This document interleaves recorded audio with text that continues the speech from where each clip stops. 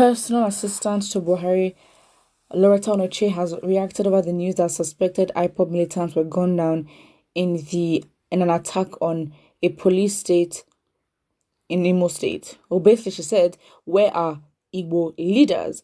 Daily Trust reported that gunmen suspected to be Ipob militants were neutralized during an exchange of gun battle with the security operatives while they tried to attack a police station in Imo State. Reacting to this, the aide to the president asked where the Igbo leaders are and why they have allowed their homeland to be run into a battleground. She expressed shock over the silence of others in Igbo land as insecurity keeps rising in the region. Loretta Onochie took to her Twitter account to ask this question and ended by saying that elders in Igbo land should recall that the youth have been manipulated into untimely deaths. See what she wrote. She says, "Where are the Igbo leaders? Why are they silent? Misguided ones among Igbo are turning your homeland into a battleground. 8 mothers are crying today. 8 fathers are crying today. Many aunties are crying today. Uncles too.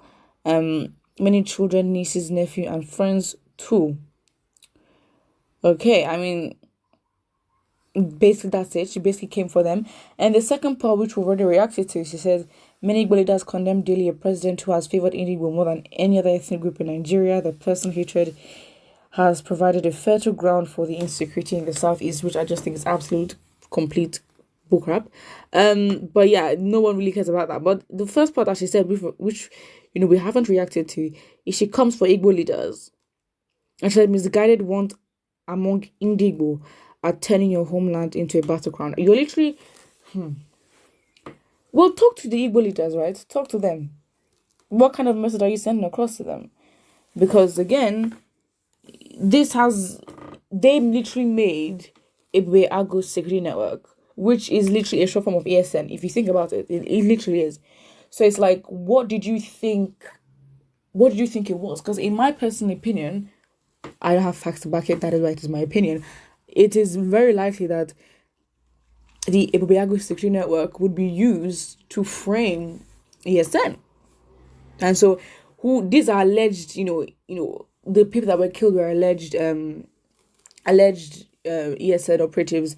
And so it's like, okay, alleged, but we don't know who they are, and now they're dead. So it's like, would they be able to readily confirm they're dead? So you can just lie against them and say, okay, this is what they were when they were alive, which obviously we shouldn't do that. So basically the article ends and says, what should the elders in Igbo land do? Well, first of all, the elders are governors, and first of all, the governors are, I don't even know what they're on. I think they're the biggest sellout because, again, they're working for this government, for this organization, to literally keep their people in oppression. They made the Ipob security network. We know why. They've never necessarily been on the side of the people. They just do things that are irrelevant, giving out money, having corrupt things. I mean, they know what they're doing, to be honest. So again, it's not a thing of why Igbo leaders. Please, we can't have conversation about people. It's gonna be counterproductive. They're not doing anything to help us, so we fight against them by, coming together and doing what we have to do. We need to have like a community, like a Nigerian meeting, like real quick. If anything, the South. I don't know how the North is gonna join because they're not on social media. And social media is the most efficient way to actually have this conversation. But we need to know. We actually need to have a conversation. Where are we heading to as Nigerians, and what do we want to achieve? Again, succession is not a bad thing. I don't know why.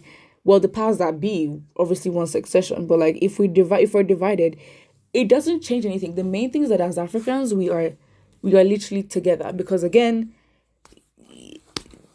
your disunity is basically how we got colonized in the first place. Let's not even lie. And of course, with coercion, manipulation, and terrorism as well.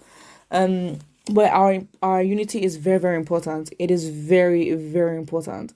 So again, we also have to ask, like, what do we want? The plan. What's the conversation going to be like? Because again, there's no point coming for these leaders. I mean, to be honest, in every part of Nigeria, there are, people who represent their own people that are in the government working against their own people because they are greedy and they're selfish. It's as Igbos, it's more of a situation because we already know the history of Nigeria and Biafra and what has happened and how the relationship is not necessarily a tidy one. Someone says, okay, this again, the comment here against someone are very, very harsh, even though I don't like her, but we're not gonna read that out. Yeah, yeah. Someone says, don't worry, your term in office will soon be over. You come face to face with Igbos and their leaders and begin to eat your words. Aso rock bingo. Exactly. It's not icing or let's not even try to change the narrative. We already know. Please.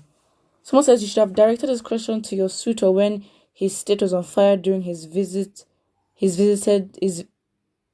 his visit to Dara in his hometown. Why did the bandits maim and kill people when he was there? Okay. Madam, it's not only Igbo land is where the government you are part of is giving people untimely death. Even in your own homeland, which is the north, people are killing people. In the north, are killing people there and rendering them homeless. Well, I don't know. What are we gonna do? Nigeria's getting to a point we don't know. We actually don't even know. It's literally just vibes. Like whatever happens, happens. To be honest, the people sometimes deserve the government that they have. I don't know. In some ways, we've just got to be critical of ourselves. We really have to be critical of ourselves and be like, where have we gone wrong? That's it. That's really it. Because I don't know, like, what do we have to do? What do we have to do? Because again, it's not like as if it can be like the French. Because the French, oh my gosh, those people are literally like, if they decide to have like a riot, the whole country is coming down. But then again, you would not hear that the government just kills all of them at once. Not that in the olden days, the governments there would not just take everyone out. But right now, like, the countries have the liberty to protest is given to them, and some even take it to the extreme. But then again, the killings, just imagine if Nigerians wanted to revolt. At the end of the day, what if we get to a place where our only option is to revolt? I'm out here just assuming that we are all scared of death. Of course, it's not a good thing, but then it's like living in a country like Nigeria, they're literally increasing or reducing your life expectancy by the stress that you have every day living as a Nigerian. Except you're living in the villages where your life expectancy will definitely be extended 100%.